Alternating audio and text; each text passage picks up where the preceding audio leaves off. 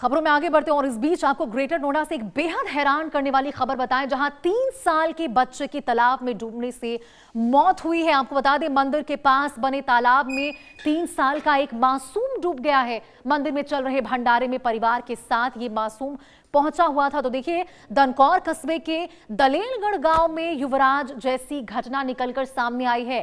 तालाब एक मासूम बच्चे की मौत का कारण बनता हुआ नजर आया।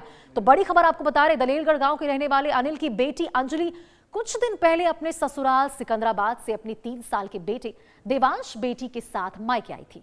रविवार को घर के पास मंदिर में एक भंडारा था जिसमें बच्चों के साथ वो शामिल हुई थी और देवांश मंदिर के पास बने एक तालाब के पास आपको बताएं वो खेल रहा था। खेलते खेलते वो चला गया उस तालाब के पास, जहां उसका पैर फिसल गया और वो उस तालाब में डूब गया। बच्चा काफी देर तक नहीं मिला। इसके बाद बच्चे को ढूंढना शुरू किया गया। बच्चे के तालाब की तरफ जाने की आशंका पर पुलिस और प्रशासन की टीम ने रेस्क्यू किया। बच्चे की मौत लेकिन तब तक हो चुकी थी। इस तालाब के बारे में पहले भी आपको बताएं शिकायत दी गई थी, लेकिन इसके बावजूद कोई सुनवाई होती हुई नजर नहीं आई। तो ये बड़ी खबर आपको बता रहे, आपको बताएं दिल्ली के जनकपुरी, दिल्ली के रोहिणी, नोएडा के सेक्टर 70 और नोएडा के 150 मामलों से अभी जो देश उभर भी नहीं पाया था, दिल्ली वासी उभर भी नहीं पाए थे कि उससे जुड़ा एक और मामला निकलकर सामने आया है। एक 3 साल की मासूम आपको बता दें, ये 2 तस्वीरों में आप देख सकते हैं उस मासूम बच्ची को। 3 साल का मासूम बच्चा तालाब के पास खेल रहा था और आपको बताएं उस बच्चे को समझ नहीं आया। 3 साल के एक मासूम बच्चे की तालाब में डूबने से मौत हो गई है। वही दूसरी तस्वीर आपको दिखा रहे उस जानलेवा तालाब की, जिसने एक 3 साल के मासूम को निगल लिया और उस बच्चे की मौत हो चुकी है। तो देखिए, बेहद हैरान करने वाला, बेहद दर्दनाक मामला आपको बता रहे। और देखिए, ये मामला कितना अब तूल पकड़ता नजर आ रहा है। आप समझ सकते हैं कि इससे पहले भी आपको हमने खबरें बताई थी, जहां दिल्ली के जनकपुरी में, दिल्ली के रोहिणी में किस प्रकार से खुले नाले की वजह से, खुले मैनहोल की वजह से लगातार जो मौत की खबरें निकलकर सामने आ रही थी। और इस बीच आपको बताएं एक और ऐसा मामला निकलकर सामने आया है। देखिए, मौत के तालाब में अब फिर एक मासूम की जान ले ली है। और अब देखिए, इंडिया न्यूज के कुछ सवाल है। इंडिया न्यूज प्रमुखता से कुछ सवाल उठाता है कि आखिर मंदिर के पास गड्ढा था तो बैरिकेड क्यों नहीं की गई। ये तमाम सवाल हम आखिरकार पूछना चाहते हैं, प्रशासन से पूछना चाहते हैं, नगर निगम से पूछना चाहते हैं, नोएडा प्राधिकरण से पूछना चाहते हैं कि यदि वहां पे गड्ढा था तो आखिर वहां पे कोई भी चेतावनी बोर्ड क्यों नहीं थी। युवराज जैसा मामला निकलकर सामने आया था, उसके बावजूद यहां पे एक्शन क्या लिया गया। तो ये देखिए, तमाम सवाल है। खुले तालाबों के पास सुरक्षा के इंतजाम क्यों नहीं थे। बहुत बड़े सवाल है, आपको बता दें, बहुत जरूरी और बहुत बड़े सवाल है जो आज इंडिया न्यूज प्रमुखता से पूछता है। युवराज के बाद नोएडा में आखिर यहां पे तालाब खुला क्यों था। मंदिर के पास, तालाब के पास कोई बैरिकेडिंग क्यों नहीं थी। यदि मंदिर के पास ऐसे खुला तालाब था, वहां पे कोई चेतावनी बोर्ड मौजूद क्यों नहीं थी, कोई बैरिकेडिंग, सुरक्षा के कोई इंतजाम क्यों नहीं किए गए थे। ये तमाम ऐसे सवाल हैं, आपको बताएं, जो केवल इंडिया न्यूज ही नहीं बल्कि आज पूरा देश जानना चाहता है, दिल्ली वासी जानना चाहते हैं, जो इस खौफ में जीने को मजबूर हो रहे हैं कि आज भी खबरें निकलकर सामने आती है, कल किसी बच्चे के मरने की खबर निकलकर सामने आती है और आज आपको बताएं यहां 3 साल का मासूम भी एक खुले तालाब में गिर जाने से अपनी जिंदगी से हाथ धो बैठता है।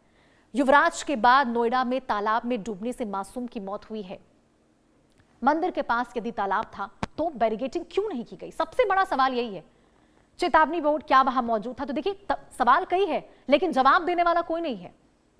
प्रशासन के ऊपर सवाल खड़े हो रहे हैं। लोगों का कहना है कि आखिर लापरवाही, किसकी लापरवाही के बाद की वजह से यह हादसा हुआ है। कौन जवाबदेही है, कौन जिम्मेदारी लेगा। क्या सिस्टम की लापरवाही के सामने यूं ही जिंदगियां खत्म होती रहेंगी। क्या सिस्टम की लापरवाही की वजह से यूं ही जिंदगियां खत्म होंगी और क्या इनकी जिंदगी की कोई कीमत नहीं है। तो देखिए, तमाम सवाल है। सवाल तो कई हैं, कई लोग सवाल कह रहे हैं। इंडिया न्यूज भी प्रमुखता से यह सवाल उठाता है लेकिन जवाब देने वाला कोई नजर नहीं आ रहा है।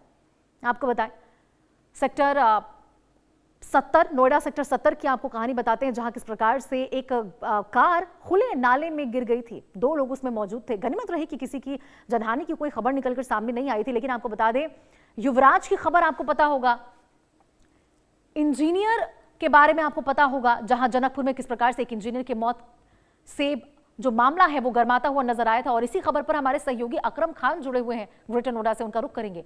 अकरम, बेहद दर्दनाक ये मामला निकलकर सामने आया है। अभी कुछ मामले जो निकलकर सामने आए थे खुले मैनहोल की वजह से, जो मौतें की खबरें निकलकर सामने आई थी, उससे लोग उभर भी नहीं पाए थे। और यहाँ एक और हादसा हुआ है। क्या एक्शन लिया गया है अकरम? क्या कोई एक्शन प्रशासन की ओर से, नगर निगम की ओर से कुछ लिया गया है इस मामले में? देखिए, ये ग्रेटर नोएडा के धनकौर थाना इलाके का दलेलगढ़ गांव का पूरा मामला है, जहां 3 वर्ष का ये जो मासूम बच्चा था दिव्यांश, जिसकी मौत हो गई है तालाब में गिरने से। वहीं पास में एक मंदिर था जहां शिवरात्रि के दौरान भंडारा हो रहा था, और वहीं पर ये अपने परिवार के साथ पहुंचा हुआ था।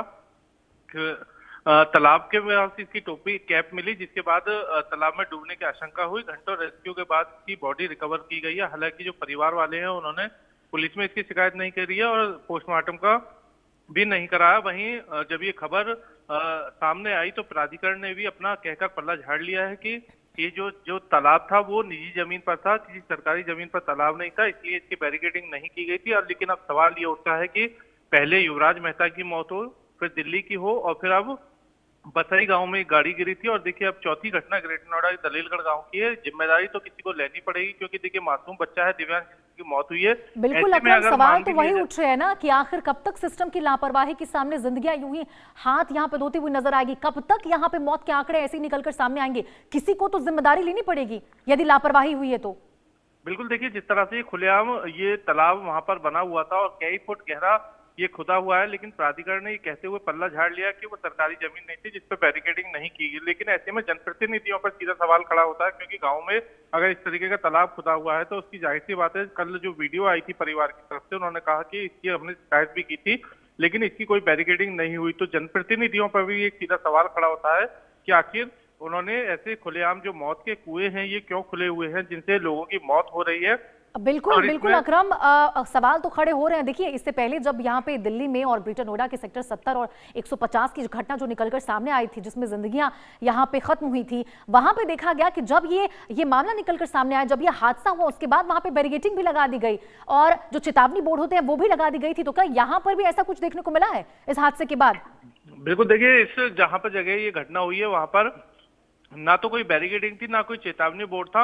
और सबसे बड़ी बात यह है कि युवराज मेहता की मौत के बाद जब एसआईटी बनी थी तो पूरे प्रदेश भर में शासन की तरफ से कहा गया था जहां भी ब्लैक स्पॉट है उन्हें चिन्हित कर उनको बैरिकेडिंग करने का काम किया जाए, उस पर साइन बोर्ड लगाए जाए।